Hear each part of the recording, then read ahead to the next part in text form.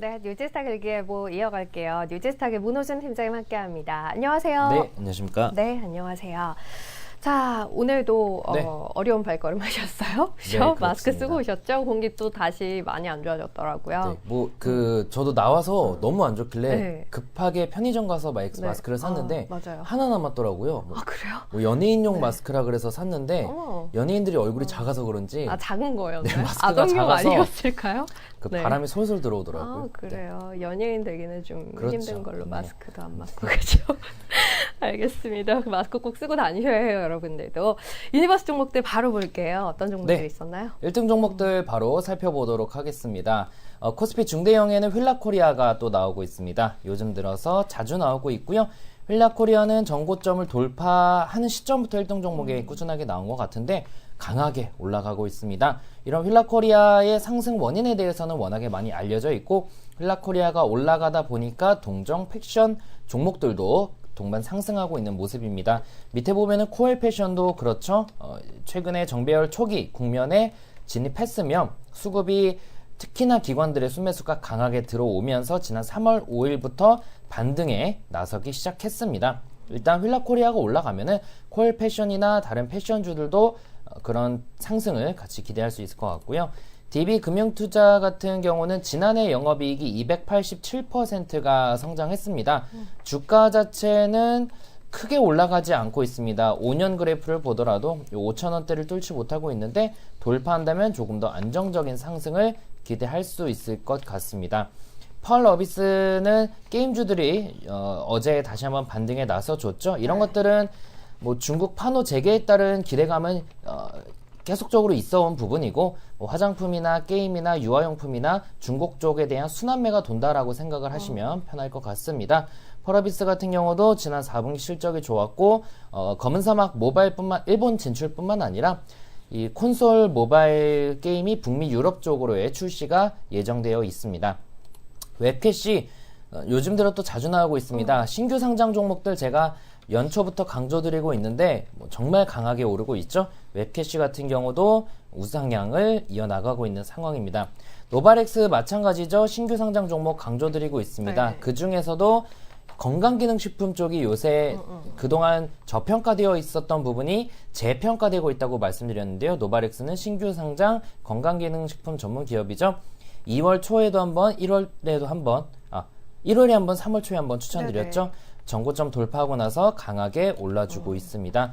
티로버틱스 좀 이따 보고요. 네. NHN 엔터테인먼트는 게임 쪽 관련돼서도 오르고 있고 이 페이코 간편 결제 관련된 기대감 그리고 웹툰 관련된 기대감 자체는 매우 많이 가지고 있습니다. 전고점 돌파하고 나서 그 상승세가 끊이지 않고 이어지고 있고요. 수급이 끊기기 전, 즉 모멘텀이 끊기기 전에는 지속적으로 보유가 가능할 것 같습니다. 유니드 같은 경우는 이제 화학 쪽으로 OCI 계열에 좀 속해 있는 기업인데요. 지난해 4분기 실적도 좋았고 올해 1분기에도 실적이 많이 회복될 것으로 기대된다고 합니다. 특별한 큰 이슈보다는 수급과 그런 펀더멘털 개선과 함께 반등이 나와주는 것 같고요.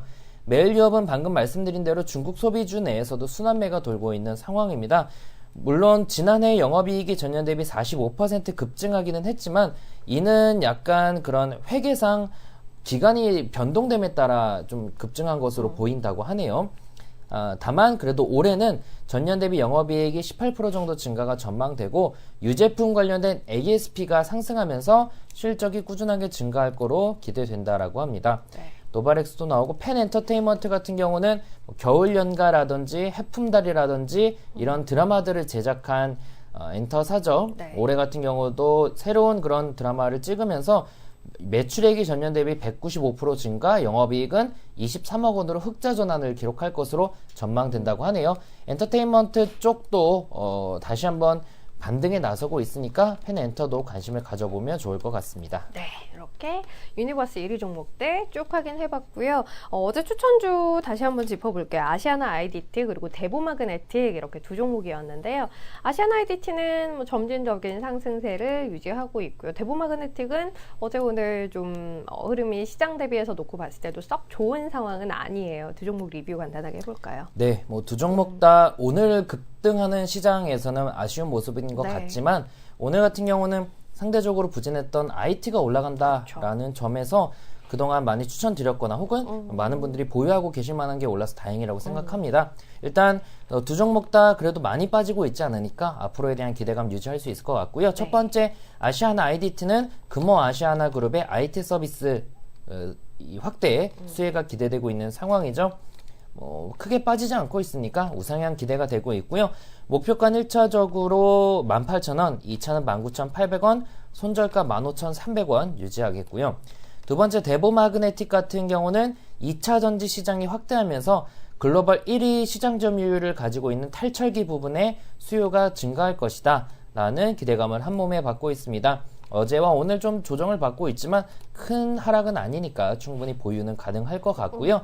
목표가 1차 74,000원, 2차 81,500원, 손절가 64,000원 유지하겠습니다. 알겠습니다. 아시아나 IDT 그리고 대보마그네틱 어제 종목들이었어요. 다시 한번 짚어봤고요. 오늘은 어떤 종목들 고르셨나요? 오늘은 신규 상장 종목에서 또 가지고 나왔습니다. 제가 사실 어제 자료를 쫙 뽑아봤어요. 네. 2018년 하반기 이후에 상장한 신규 상장 기업들 중에서 상장가와 공모가 대비 많이 빠진 종목이 어떤 게 있나 봤더니 가장 많이 빠진 게 SV 인베스트먼트더라고요. 네네. 상장가 대비 55%, 공모가 대비 42% 빠졌고 그 다음은 푸드나무가 상장가 대비 51% 빠졌고 등등등등 이렇게 있는데 그 중에서 헬스케어가 가장 좋았습니다. 헬스케어 같은 경우는 하나제약 같은 경우도 가장 많이 빠진 종목 중에 하나인데 상장가 대비 10%밖에 안 빠졌고 공모가 대비에는 올랐고요. 그러니까 신규 상장 종목 중에 헬스케어 쪽이 강했다라는 걸 볼 수 있는데 신규 상장 종목들의 이달에 홈플러스 리츠의 상장 네. 기대도 있고 추가적인 상승 예상되는 만큼 가장 많이 빠진 SB 인베스트먼트를 좀 가지고 나왔습니다. 네. 단순히 많이 빠진 것 때문에 가지고 나왔다기보다는 수급적으로 추세적으로 살아나고 있습니다. 아직 외국인의 순매수가 들어오진 않아요. 시가총액이 낮아서 그렇겠죠. 하지만 기관들의 순매수가 슬금슬금 들어오면서 모멘텀이 85점으로 강하게 나오고 있습니다. 동사 같은 경우는 일단 3분기까지 누적, 이 SB 인베스트먼트는 12월 결산 아니기 때문에 3분기까지 누적이 2018년 4월부터 2018년 12월까지입니다. 이 누적 매출액이 전년 대비 145% 증가했고 영업이익은 151% 증가하면서 큰 폭의 실적 성장을 보였고요. 물론 창투사 특성상 이 밴드가 좀 왔다 갔다 할 수는 있지만 그래도 실적이 좋은 건 긍정적이겠고 또 정부가 제2의 벤처붐을 실현한다라고 하죠. 그러면서 벤처사들, 창투사들 기대가 되고 있고요. 아까 말씀드린 대로 상장 후 공모가 대비 밸류에이션이 많이 낮아진 상황이고 정배열 이제 초기 국면이라서 크지 않은 금액으로 접근해보기엔 괜찮은 종목입니다. 네. 투자 시 목표가는 1차적으로 4,600원, 2차는 5,000원, 손절가 4,000원 말씀을 드리겠고요. 네. 두 번째는 T-로보틱스입니다. 동사도 지난 2월 초중순에 한번 추천드렸습니다. 그래서 보시면 2월 14일, 15일부터 급등하기, 아니네요. 1월 15일부터 급등하고, 마우스가 어디 가죠? 네. 1월 한 20며칠부터 좀 많이 오르기 시작했어요. 그러네요. 네. 그래서 최근에는 2월 13일에 한번 추천드렸더라고요. 네. 그리고 네. 나서도 이렇게 올라가고 있는데 어찌되건 T-로보틱스도 상장하고 나서는 이 상장 가격은 돌파했습니다. 그래서 13,000원 아래로는 잘 내려가지 않을 것 같고요. 요 윗단에서 올라가면서 다시 한번 전고점 돌파를 기대하고 있는데 동사는 진공 로봇 전문 기업이어서 그쪽에서의 성장이 이어지고 있고 또 신사업인 기계 시스템 점검 부분에 대한 기대감도 있고요. 마지막으로 OLED에 대한 투자도 늘리고 있어서 그쪽에서의 매출도 기대가 되고 있습니다. 올해 예상 매출액이 전년 대비 38% 정도 증가가 기대된다고 하네요. 동사를 투자하신다면 목표가 1차적으로 17,400원, 2차는 19,000원, 손절가 14,900원 잡고 대응해보시기 바라겠습니다. 네. 계속해서 신규 상장된 종목들을 많이 추천드리고 있어요. 네, 맞습니다. 실제적으로 그 결과도 굉장히 좋기도 하고요. 또 이 종목들은 이제 괴리가 좀 많이 벌어져 있는 상태이니만큼 위로의 여력도 더 크다는 판단으로 한번 지켜보도록 할게요. 또 홈플러스 리츠 상장이 이달 말인가요? 그랬던 것 같아요. 예, 특히 2월 달에 제가 신규 상장 좀 많이 추천드렸는데 네, 리뷰 때 그쵸. 보니까 30% 40% 수익 나는 게 맞아요. 많습니다. 그러니까 아직까지 아직까지는 그런 테마가 살아있다는 거죠. 네. 그러게요. 한번 아직까지 움직이지 못한 종목들이니만큼 지켜보도록 할게요. SB인베스트먼트는 1차 4,600원 보고 있고요. 2차 5,000원, 손절가 4,000원 이야기 드립니다. T로보틱스는 유니버스 종목에도 있었던 종목이기도 하죠. 1차 17,400원, 2차 19,000원, 손절가는 14,900원 이렇게 정리해 드렸으니까요. 참고하시기 바랄게요. 자, 오늘 뉴스스타 일기예보 여기서 마무리하겠습니다. 문우준 팀장님 함께했어요. 감사합니다. 네, 감사합니다. 네.